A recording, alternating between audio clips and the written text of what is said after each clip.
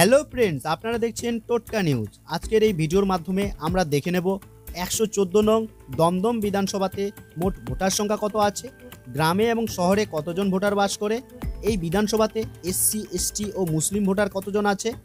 তাছাড়াও আমরা দেখে নেব এই বিধানসভাতে 2021 বিধানসভা ও 2024 লোকসভা ভোটে কেমন ফলাফল হয়েছিল।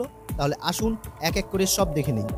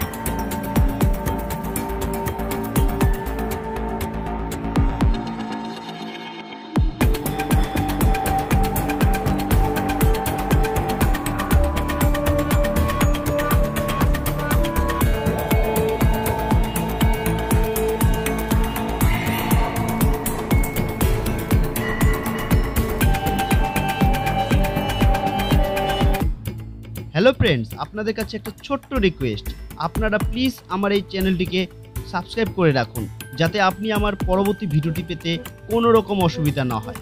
আর হ্যাঁ, আপনারা অবশ্যই জানান আপনি কোন বিধানসভার অন্তর্গত এবং কোন দলকে সাপোর্ট করেন, জানান আমার কমেন্ট বক্সে।